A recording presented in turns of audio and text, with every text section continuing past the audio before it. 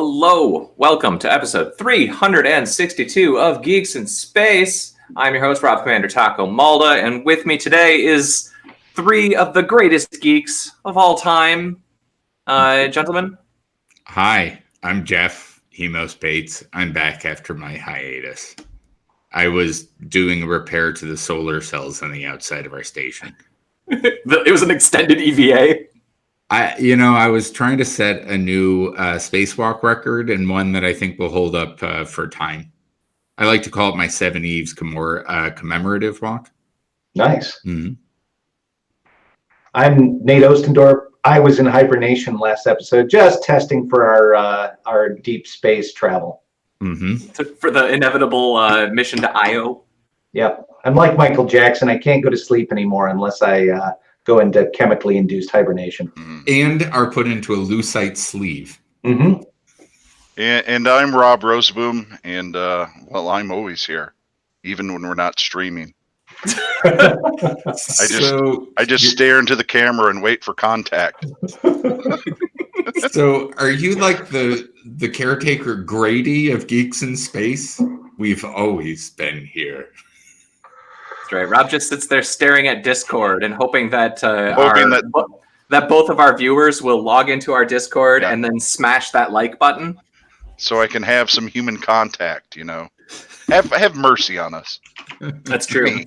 Yeah. In all fairness, though, you've spent more time than anyone else that I know moderating internet forums. So it seems to me that you probably have had more human contact with the internet than you maybe need. Yeah, I do moderate my dreams. So it gets a little minus too much one a-hole. Yeah. Some people, like to talk about lucid dreaming. Rob just specializes in moderated dreaming. Yeah. Mm-hmm. Like, come on, brain, that's too much. Yeah. Very That's ridiculous. That would never happen. So, guys, the internet has completely worn out all the Area 51 jokes. I don't know how I've managed to do this, but I have largely avoided seeing any of the memes or anything about this. We want to go see them aliens or whatever the hell it is. I'm not on Facebook. Yeah. It's all over Reddit. It's all over like 9gag. It's all over Twitter. I'm just seeing it everywhere. I'm quite exhausted of it. We mentioned it last Thursday, and that was like right at the beginning of it. And it's funny to see now. Maybe last Wednesday was the beginning of it, but it's funny to see now. It takes about 72 hours for the internet to exhaust itself of original funny stuff. And then there's 72 more hours of the internet piling on top of it and just like beating that dead horse over and over and over again. And that's what we saw with all the celebrities joining the Alien 51 cause or Area 51 cause this week. Machete. Chuck Norris. Yeah, nice Freudian slip there, Roseboom. Yeah. I see you and your gray agenda. Keanu Reeves and The Rock both signed up. Jeff Goldblum, did you mention him? No, but I think Keanu Reeves Jeff pretty Goldblum early. Signed up for that. That is the fucking Manchurian candidate. I'd be there. Yeah, I'd follow Jeff Goldblum, man. And it got popular enough that the Air Force released a statement. Carefully worded, saying basically, if you go there, we will shoot you with our weapons of war, and it will not be good. And they have like the alien tech there, so whatever weapons they shoot you with is going to be like way worse. And part of me would really like to see just a few 100,000 avid internet people getting drone bombed, right? Or in the middle of the desert. Like there's just a morbid curiosity to be like, oh, could that happen? Suddenly, I felt a disturbance in the forest. It's as if 100,000 weebs were shot in Nevada. Or suddenly having the pH of their blood switch to 1 and melting after being shot with a pH cannon that we got from the Martians, It's totally fine. Yeah. Huh. Yeah. So Alan Turing is going to get put on the 50-pound note in the UK. That's impressive for a homosexual. Yeah. So that means it's cool to be gay now, right? We all have agreed because you're on money. Well, it is quite a step from, them wanting to chemically castrate you and committing to suicide. being on their money. Yeah, and committing suicide because of that. Yeah. So that is quite the mea culpa on the like for the UK. Like they're like in the last like 3 or 4 years, they've really like stepped up the Alan Turing love. That's yes. good. I mean, very few people deserve it more. I mean, who's been screwed over more by their government than that guy, man? Well, There's not a lot of people. Quite frankly, I imagine tens of thousands had it. He just happened to be really smart. in terms of what he has given to the world versus what his government took from him. I think it'd be a difficult thing to defend the British government screwing Alan Turing more than it did, say, the other billions of humans that it kept. You mean like India and China? I'm just going to go back to, I don't know, say the starvation in Bengal in the 40s where, Churchill's like, we're not giving them food. So 3 million died. So it's Worked great out fine that for the Turing is zoo. on the currency. Yeah, their goals were a little bit questionable during the colonization of all those places. But hey, Turing's on the 50 now. Hey, so all you have to do is play a critical part in reading the enemy's codes during World War II, and you get your face on the 50 nowadays. What kind of policy is that? It helps to kind of invent modern computing.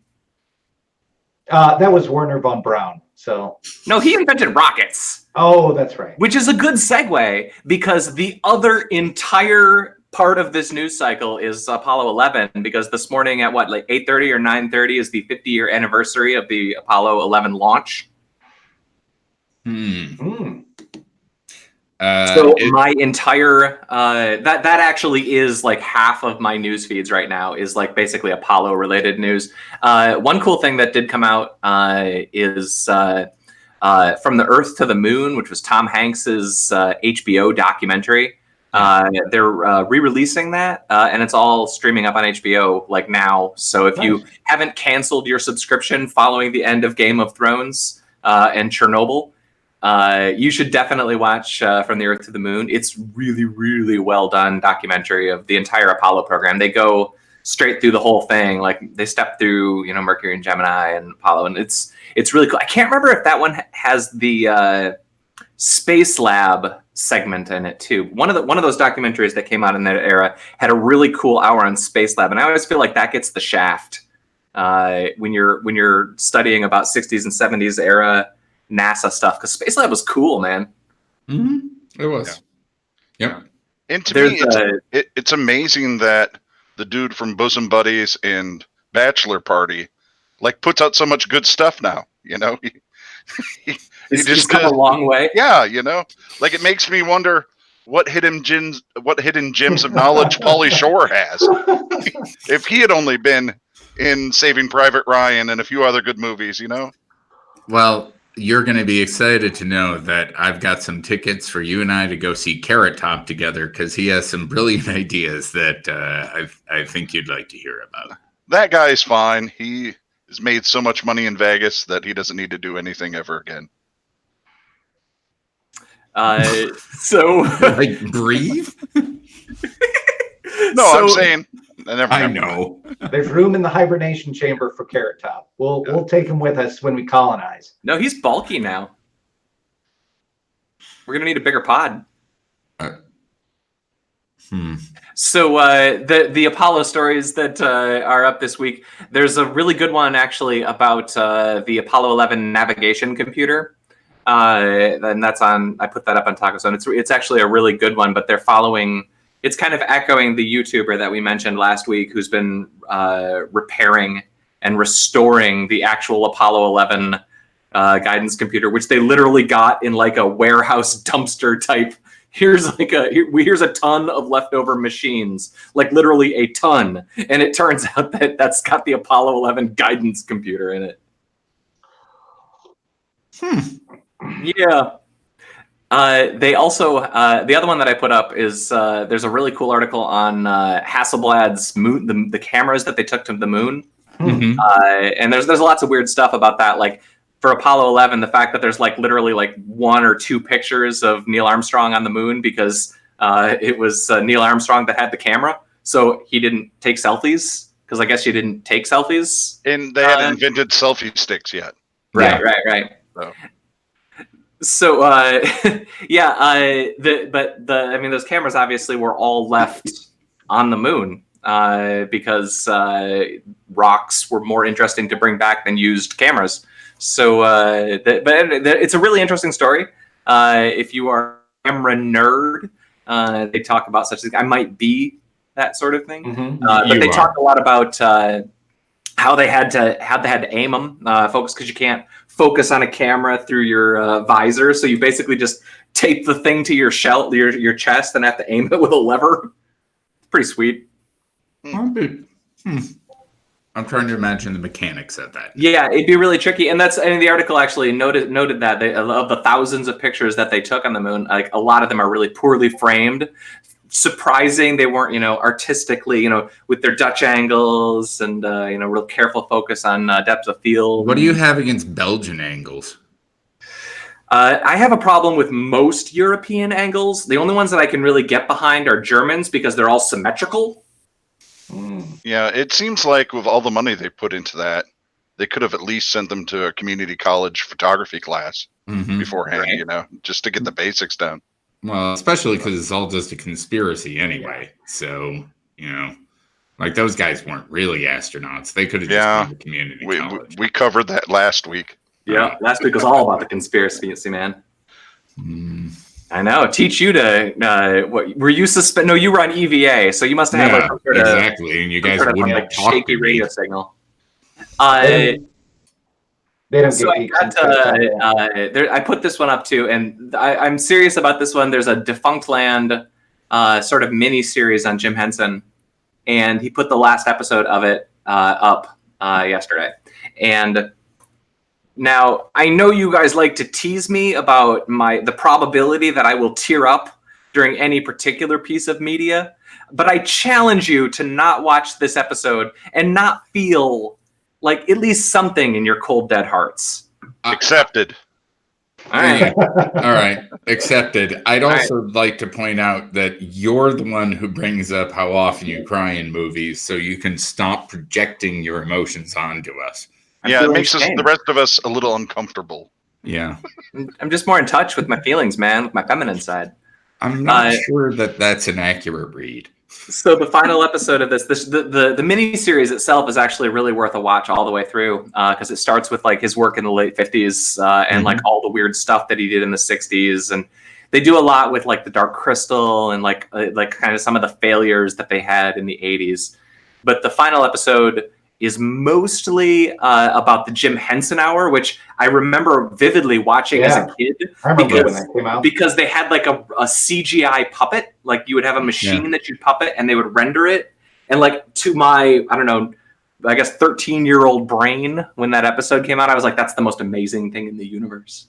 That's awesome. But they talk about that show and how that show super bombed and why that show super bombed. The network wanted it to, they basically came in, the original pitch for the show was that it was kind of going to be 4 different shows, and each week you would do one of those 4 shows, and they had like the storytellers thing and like a crazy TV parody thing. Like each week was going to be a different thing, and then so that would give them like a month to develop 1 hour for each of the different themes of the show. And then the network basically came back and said, we want all 4 of these things, but we want all 4 of them crammed into every episode. They wanted the Muppets again. They wanted a variety. Well, more than that, they wanted the Jim Henson also had that storytellers show going on at the time, which was really good. Like, yeah, it was critically acclaimed, but a kind of a ratings. It was questionable ratings. It was slow. Yeah. But they wanted it to basically be a mess. The network notes turned that show into a mess. But then that episode also follows then like Jim Henson kind of freaking out and trying to figure out how to sell his company to Disney and what he was doing in like the last year of his life. And then it kind of focuses on what killed him. And there is a ton of stuff from his funeral, which was not only recorded, but like had Muppet segments that they made for the funerals that the performers performed for his funeral. And it's gut wrenching, man. Like to see like Big Bird walking down the aisle at his funeral, and like all of these performers trying, like seeing Frank Oz try to perform Fozzie Bear and not cry. Like it's a thing, man. It's worth your time. That doesn't sound like fun. Yeah, this that was like traumatic. That was traumatic enough when I was 12. Well, it's only worse now. Do you want me to lighten the mood? Because Rob shared a link about Meth Gators. Meth Gators. Yes, Meth Gators. The thing that I wish, the part of that article that I wish had been hyperlinked was when they said, we've had to deal with a lot of messed up animals lately. And I was like, oh, please give me some of that. Well, there was actually it was national news that they were going after some meth dealer who had a pet squirrel that he fed meth to, and his squirrel got loose. No one has seen this here. Yeah, no, you shared that. It's amazing. Yeah. So this guy was running around, and he had a methed up squirrel. That's basically the story. They captured a squirrel and brought it in to protective custody or something. Yeah. I imagine on the spectrum, methed up squirrel is probably not as menacing as a methed up gator. Yeah. Although, this statement, as far as I could tell, they don't actually have proof of a meth-fueled gator. Yes, they were boring. In fact, it was, I believe the article was a guy in Tennessee or Kentucky. Either one, they don't have alligators there, so I'm not exactly sure what he's upset about or worried about. So, yeah. So, is there actually a gator in Chicago? There is. Actually, there was one not too far from my house. A pet gator got loose and was hit by a car. It was on the highway. Whoa! Don't you have like a gator zoo near your house? It's just north. It's just outside Lansing, actually. I would be somewhat stymied if I saw gator roadkill. Yeah. That would throw me for a loop. I would check my meds. As you can imagine, traffic backed up a little bit. Right. So as I understand it, the story in Chicago is that it was a pet gator that got loose, and they know what pond or little lake it's in. So they set up sort of a vigil with people camping out to try to see the gator so that they could get, animal rescue people, point them in the right direction. And so far, no dice. Really only a matter of time, though, before climate change makes Chicago the perfect place for a gator, for gator life. Given the fact that it hasn't stopped raining in Michigan since like the last week of April, I'm pretty sure that we're the new Everglades. Yeah, we had an amazing amount of rain. Yeah. And bugs.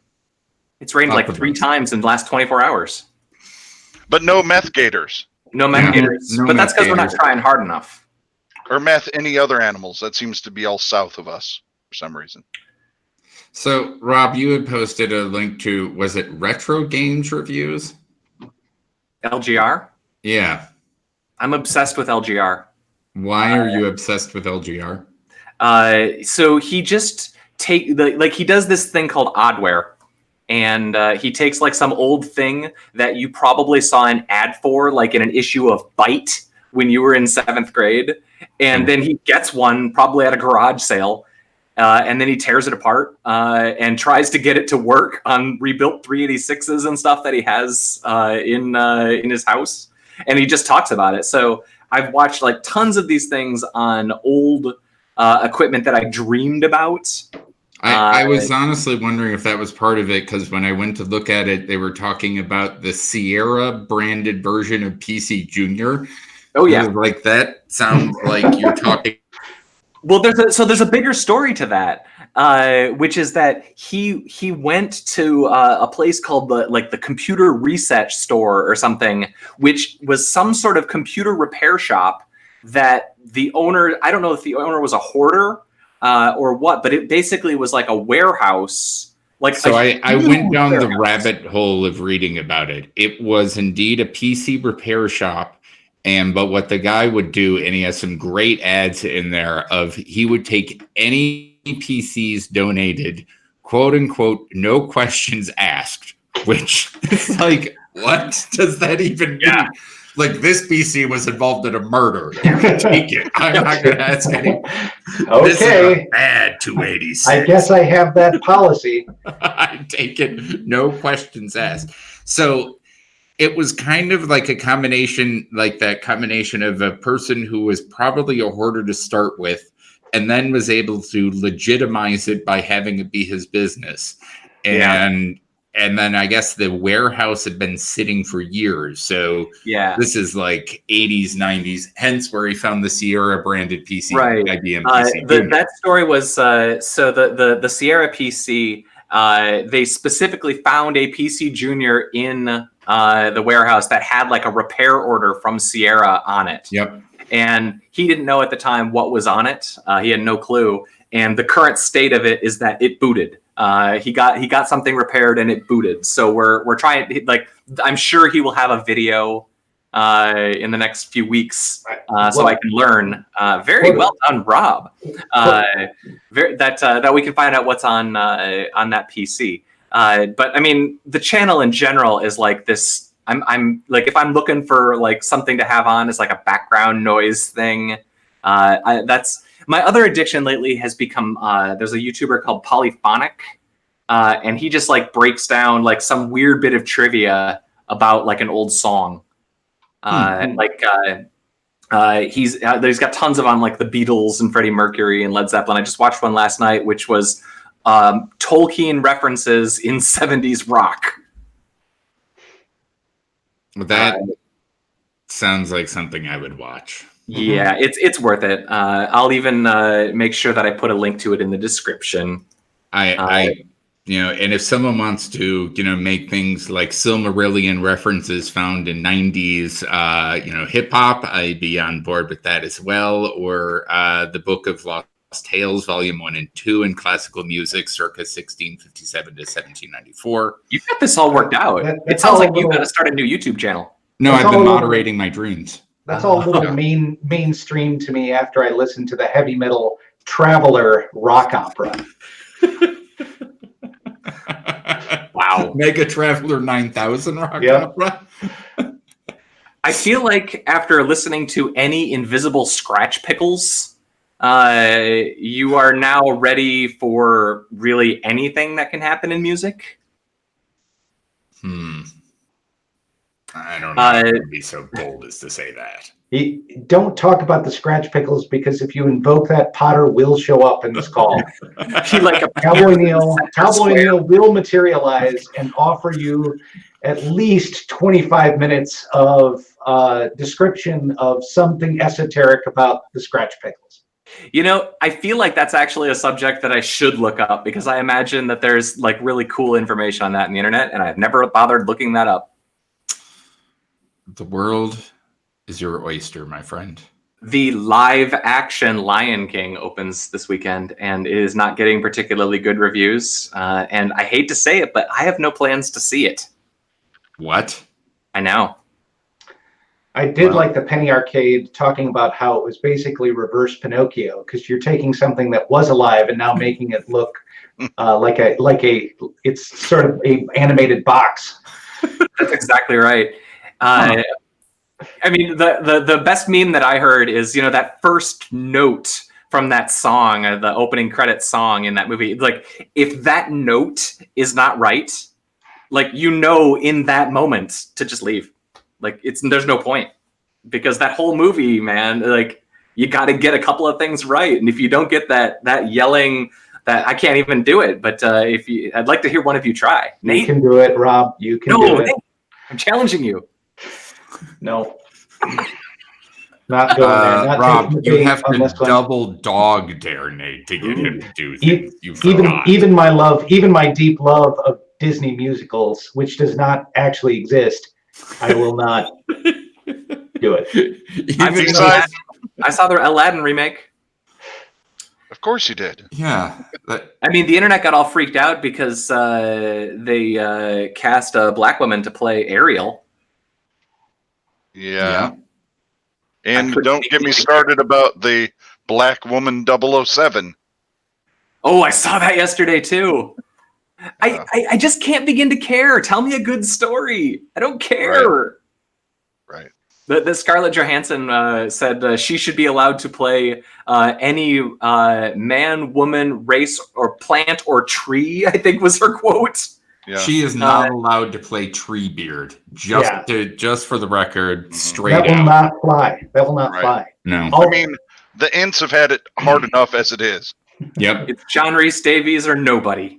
Not where while there are Ents in Hollywood who aren't getting cast. Exactly. Right. Yes. Right. And equality is very important. Ent lives matter. All right, folks. We've wrapped up around the 25-minute mark. Do we all have lives to enjoy? Well, except for me, as I already said, I just sit here and wait for this to happen. So stare blindly at the screen, hoping for a new subscriber. I'm going back into hibernation until Thursday. So for me, this will feel like I just woke up and did this, again. Actually, Nate, I think I am going to Vault of Midnight to pick up a 5th Ed player's guide for my kid, because I think that there's a plan that our children are going to Stranger Things style D&D campaign tomorrow. If you lose my kid in the Upside Down, I am going to be extremely, extremely angry. Oh, see, if you lose mine, I'm going to be thrilled. I can use the break. Gentlemen, let us say our farewells as I put up the slide and say goodbyes. Farewell and goodbyes. See ya. See you guys. Thanks for listening to episode 362 of Geeks in Space. I'm Rob Commander Taco Malda. We'll be back at some point in the future, but in the meantime, make sure to smash like buttons, smash subscribe buttons, tell your friends, subscribe to our Patreon. Do we have a Patreon? We don't have a Patreon. No. We should have a Patreon. What? But it should be like a parody of a Patreon. We'll figure that out. Okay. I'm clicking the button.